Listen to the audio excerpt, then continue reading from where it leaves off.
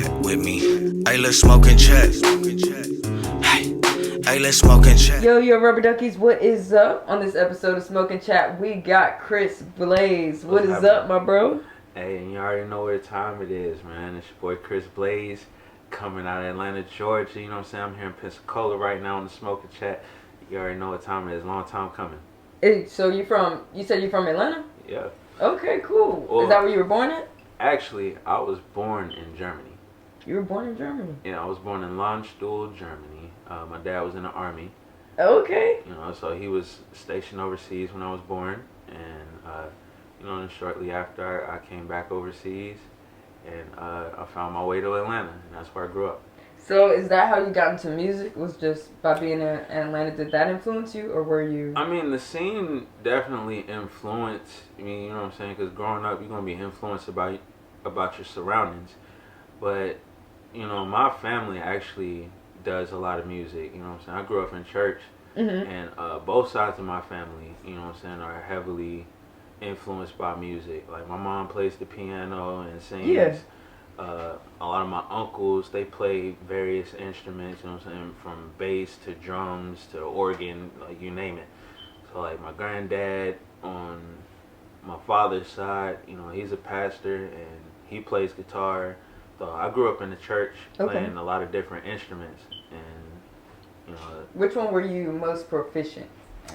It's hard to really say. You know, they say if you're a jack of all trades, you're a master of none. But I really want to disagree with that. I say the same shit. I say the same shit. Cause I could be good at a lot of shit. Yeah, it's like, and I feel like it scares people when they see somebody that is good at a lot of things. It's like, what are you not good at?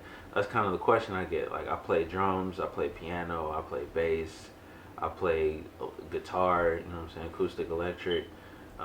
The organ is its own monster, you know what I'm saying? It really is. Like, you know, so playing all of those instruments. Which instrument did you learn first? The drums. Oh, you learned the drums first? I started on the drums when I was about 5 years old, and I was playing in my mom's church, and yeah, I started on the drums. She was playing the piano at the church that we were at, and she was the praise team leader. And so, you know, the organist and everybody, they took a liking to me because I was always in the little choir area, you know, watching my mom sing and direct the choir. Hell yeah. And, you know, I'd be around the drums, and, you know, it's just something about the drums. Like, I don't know if it was just all the loud crashing, but I just knew I could do it. You know what I'm saying? He was doing it on rhythm, and I was like, okay, I can do it too.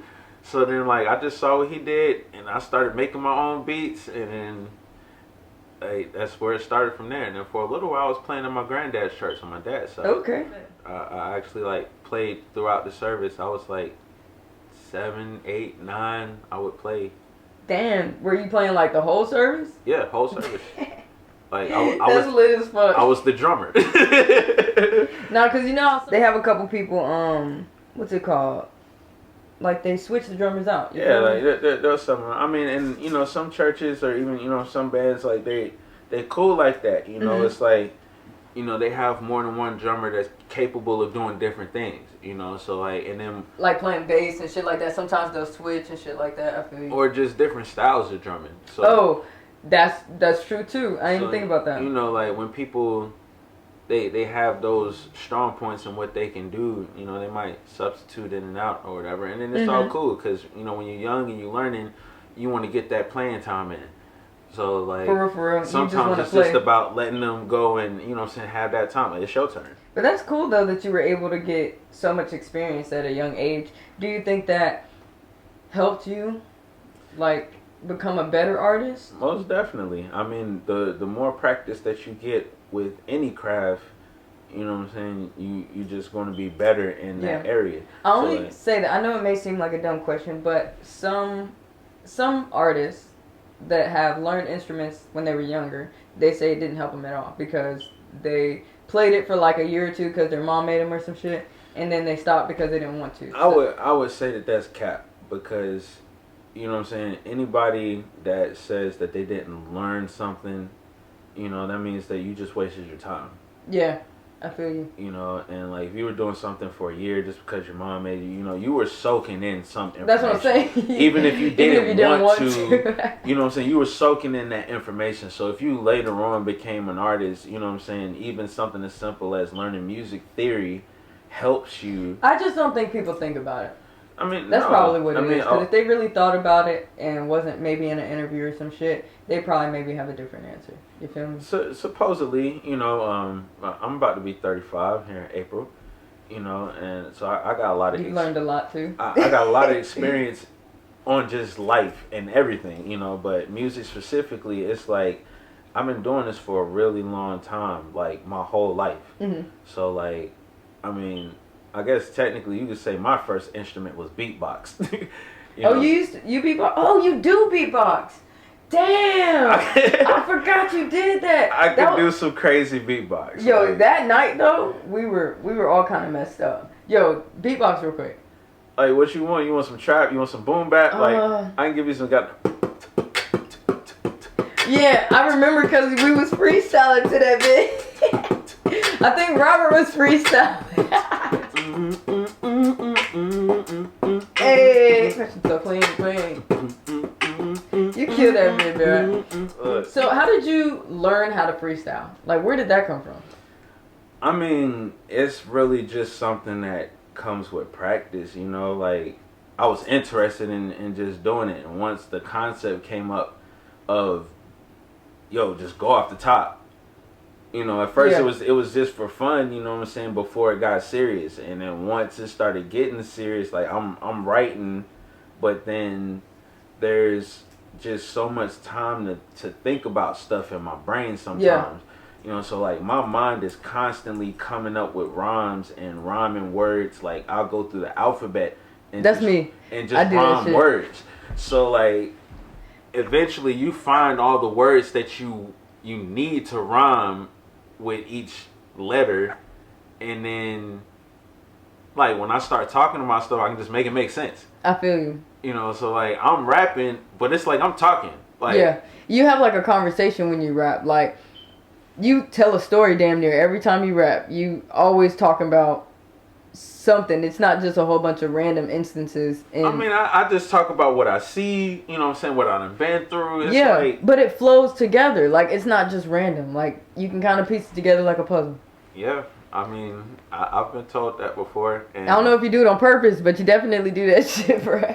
I mean, I just feel like music is energy. And the energy, you know what I'm saying, like, I feel like I'm music. You know, like you are. No, for real, I feel that. So like whenever I'm doing it, it's in like I don't know if you look in the comics, but it's like the Flash connecting to the Speed Force. Mm-hmm. You know what I'm saying? When he runs, he's connected to the Speed Force. When I'm rapping, when I'm singing, when I'm doing music, I'm connected to the music force. Mm-hmm. You know, so like whenever I'm doing what I'm doing, it's like it just is what it is. But when you make music, it makes you feel different. Like I think people who don't make music, I don't think they understand how much feeling goes into it, or like, because you get rid of a lot. Like I've sung some songs that help me, you know, just get through some shit. Like over, just put them bitches on repeat. You know, and like it's different for me now, like because music is so therapeutic to me, like there's different moods that I use music for, and like,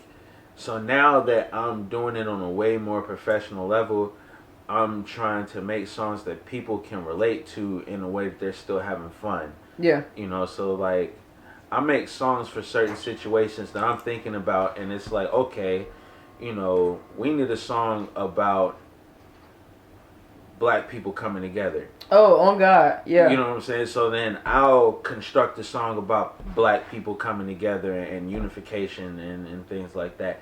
Or we need a song for the strip club. Oh, okay. Yeah. That's how you got let that booty fall. We gotta let that booty fall. Oh shit, yeah, I feel it. You know, so then I got other songs where it's just like I need a song where I'm just keeping it real. Like, do you have any like you have any just like chill songs? What are your vibe to songs? I have a song on SoundCloud called Roll. Mm-hmm. I would say that's like a chill song, you know what I'm saying? Well, kind of, sort of. It's more of a double entendre, let's do drugs song. But that's kind of like a chill song, you feel me? To some people. Like, you know what I'm saying? Just real quick, the name of the song is called Roll. It's featuring Stash Spot Honcho. And, you know what I'm saying? Like, the way the song comes on, it's like, she on my pole like a magnet. I love how she bounce it and clap it. Dim the lights and count it. You know what I'm saying? Yeah, she had to put it up. It's just on some chill shit.